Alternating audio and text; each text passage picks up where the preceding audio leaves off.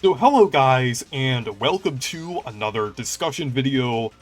And over the past few years, I've been pretty critical about how Nintendo has been handling like retro re-releases and just remasters, re-releases in general on the Switch, because it seems to be pretty mismanaged, especially like with things like the GameCube. Like Nintendo Switch Online, around the beginning of that service, it was very lackluster. They were only releasing like NES and SNES games for the longest time, and then it got to a point around like 2021, right before the expansion pack dropped, where they were putting stuff out like Jelly Boy and Kablooey, stuff like that, like games that most people haven't heard of, like just random bargain bin games. Like, no offense to Kablooey, Kablooey is amazing, but yeah, there were a lot of games that just people, for the most part, didn't really care about. So, and then with the expansion pack, the same problem started to happen. Not necessarily with like a ton of like very random games being added, but more so like a drip feed, like one game being added per month. And then even now with like Game Boy and Game Boy Advance being added, it is starting to get better. Like they are doing like more games some months. Like I think in June we got like 2 GBA games. Or actually no, like 4 GBA games if you include like the 3 remakes as like separate games and everything. Um but yeah, and then also like we got like a few Game Boy games as well.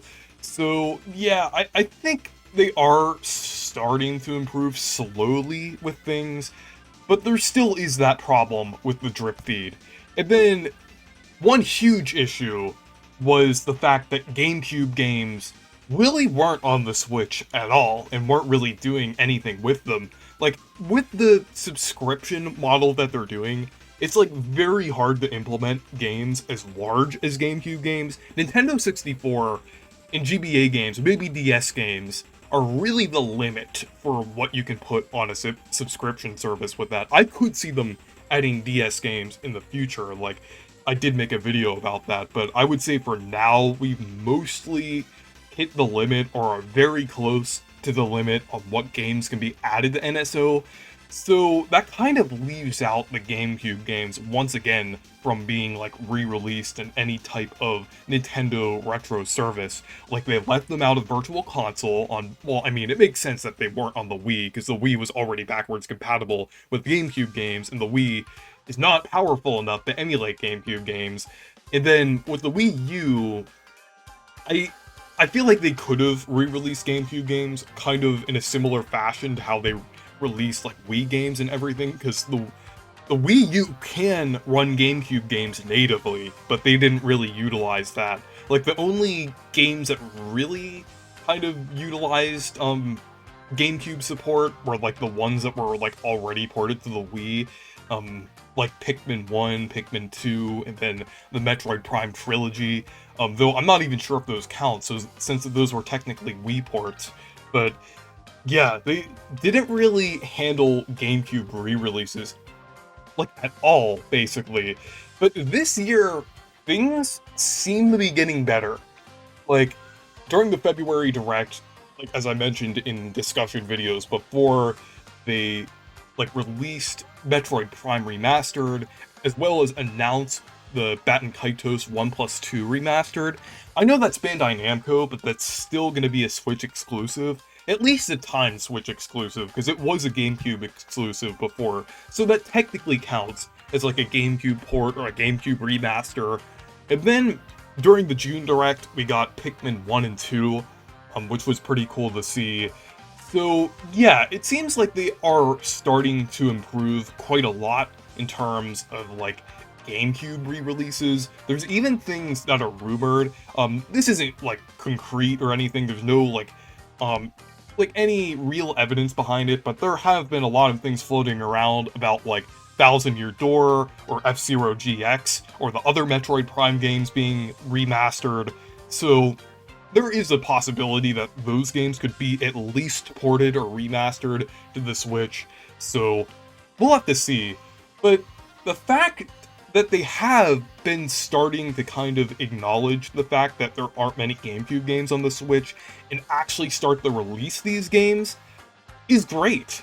And there's definitely a lot of potential from here, since we're already starting to see a lot of positive effects in like retro gaming in general, and also like just that whole community, and also like the value of these games have been getting much better, since for the longest time GameCube, well, not really the longest time, really since 2020, that's not really that long ago. It just feels like it's been pretty long since um it seems like they've just been going up and up for quite a while now with the price. But yeah, since like the pandemic started, which doesn't really seem like that long ago, but was already like 3 to 4 years ago, GameCube games have been getting like outrageously expensive.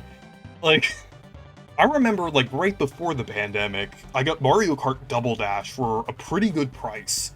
But ever since then, they've been really like skyrocketing. Like a lot of GameCube's games now are like upwards of $100, like Paper Mario: The Thousand Year Door, Pokemon Colosseum, and XD Gale of Darkness.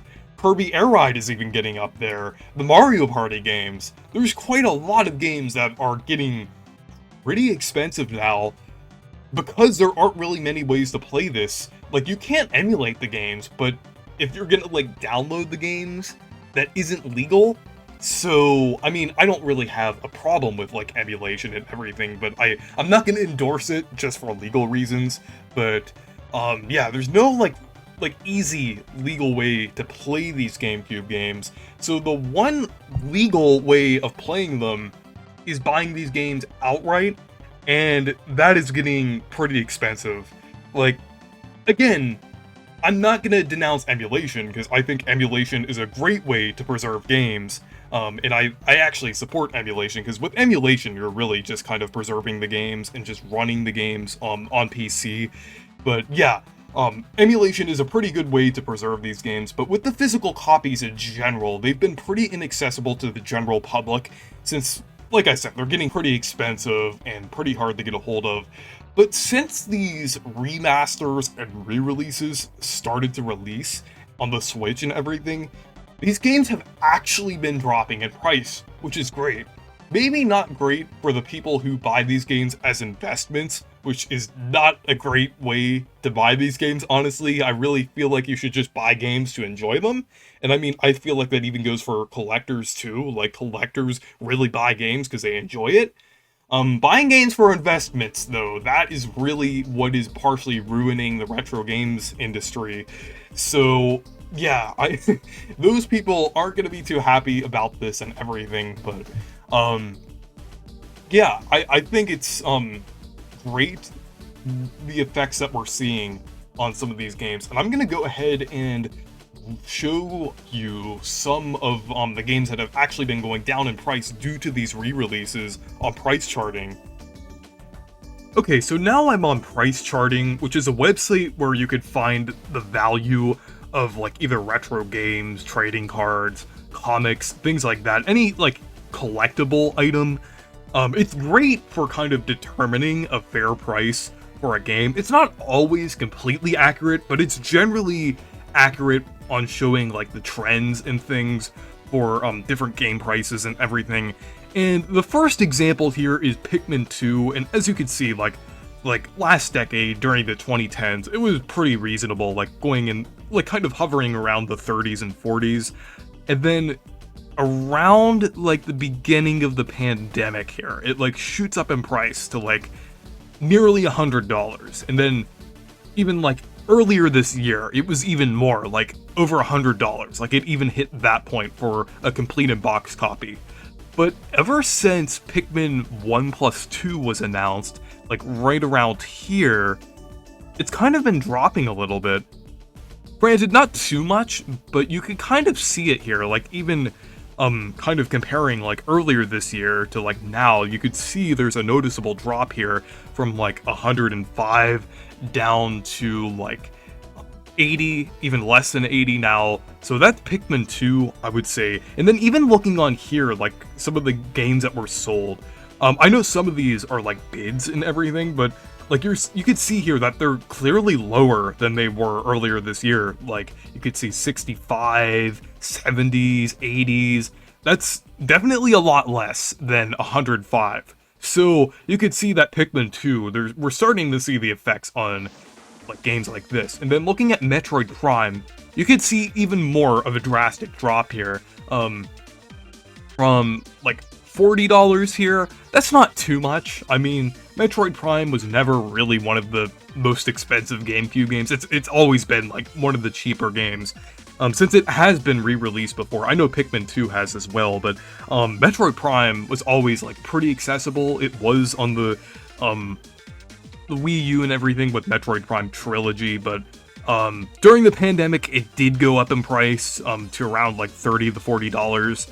And then yeah, after it was re-released on the Switch, you can kind of see it kind of slowly started to go down here, and then now it's around like 25, 26, which is like not quite half of what it was, but definitely a significant drop from around $40, which is pretty good. So moving on to Batten Kaitos, which was announced in the February Direct for like a remaster and everything. You could see like during the pandemic, it was around like $60 to $70 around there.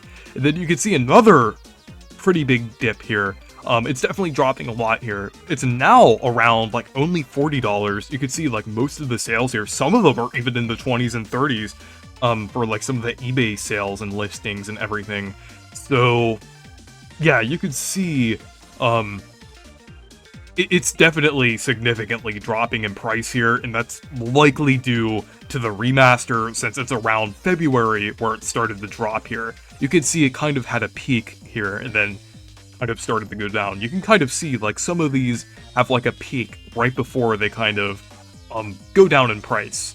So moving on to Batten Kaitos Origins, which is the other game that's included in the remaster for Batten Kaitos and everything. So yeah, you could see around January, it did have like somewhat of a drop here. This could be due to something else, but this was like right before it was announced and everything. It was still like pretty expensive right before it was announced. It was like around 120, but now it kind of dropped all the way to around like 80s and 90s, which is still kind of expensive, but before that it was like over 150. It was like 164. So yeah, now it's dropping to like a more reasonable price. Still pretty expensive, but much less than it was before. And you could see like some of these games were like barely anything at all before like the pandemic compared to what they were. Like it's pretty crazy. So finally we have Mario Sunshine here, and Mario Sunshine was a part of 3D All-Stars, and to be fair, 3D All-Stars was delisted, but 3D All-Stars still is a fairly accessible game, since some stores, like, up until fairly recently, still carried it, and I don't, like, I've seen, like, some expensive listings of it recently, but I feel like since it sold quite a lot, like, I think it sold over 8 million, it did make Sunshine a lot more accessible. Like, I mean, I definitely feel like there are a lot of problems with 3D All-Stars. That was definitely one of the problems with, like, Nintendo's re-releases and everything. But you could see here, like, around the beginning of the pandemic here, it shot up to around 75. So, yeah, it peaked at 75 for a few months here, and then it dipped quite a lot. Right when the 3D All-Stars was announced and everything, it kind of went down to around like the 30s and 40s. So yeah, it's now around the price it was before the pandemic, which is, I don't even think Metroid Prime did that. Yeah, Metroid Prime is still more expensive than it was before the pandemic, but Mario Sunshine is one of the few games that kind of dropped how it was before the pandemic. And I feel like that's partially what making a game very accessible can do. Even though 3D All-Stars definitely had a lot of issues with being accessible and everything since it was delisted, but it did kind of help. If 3D All-Stars was still like on the eShop and everything, I feel like it could be a little lower than this. Since around here, Sunshine still didn't have like an actual re-release, obviously, but yeah, I feel like it could even be lower if 3D All-Stars was still being sold on the Switch and everything. But you could see here, there is definitely a big effect to actually re-releasing these games. Like, it's now mostly being sold around the 30s and 40s. So, yeah. But yeah, as seen by those examples, like, as I mentioned, like, these games are definitely going down in price because of these remasters or re-releases, and that kind of goes to show how important it is to re-release games and make games accessible, because not only are these games being accessible to people who own these modern consoles and everything, since people can now buy a few GameCube games on the Switch, it's also making these games more accessible for collectors or people who want to play the games on older hardware. Since before, these games were very expensive because they were pretty high in demand. Like, that was the only, like, way to play them without emulation. So, there was a lot of demand and not enough copies to kind of fulfill that demand for, like, a reasonable price. So these games were definitely kind of going up with that, especially during the pandemic. So yeah, I feel like this goes to show that Nintendo should really be continuing to do these GameCube re-releases, or even start to do like re-releases where you could actually outright buy and download the games that are on NSO. I mean, they could still have it where NSO is like a service and everything, but I think it would be nice if you could like outright buy certain games on NSO and like keep them in your library. Because the thing is, with some games that are being added to NSO, some games are still pretty expensive even if they are added on NSO. Like, for example, Paper Mario 64 didn't really go down in price at all since it was on NSO, since NSO is really like a less accessible, I mean, ironic as it sounds, like, it's not like a pure concrete way of like owning these games, and like the expansion pack also makes these games like not as accessible. You really don't see the whole selection of these games. Nintendo doesn't really promote these games that often. You can't really entirely see what you're getting from like up front from like a general consumer. So it's kind of hard to determine like if a game has been re-released on Switch or not, if you're like a part of the general public, like looking for a certain retro game and everything. So I feel like that's partially why a lot of games on NSO aren't really kind of going down in price on price charting. But the games that have actually been getting re-releases that you can buy separately are. Like, I do think Nintendo should keep the NSO service. I mean, there are some benefits, despite the fact that there are a lot of problems with it. But I feel like Nintendo should really let people outright buy certain games as well as releasing more GameCube games in general on the Switch. So yeah, anyways, thank you guys for watching this video. Make sure to leave a like and subscribe for more, and make sure to check out my Amazon affiliate link if you want to. Goodbye.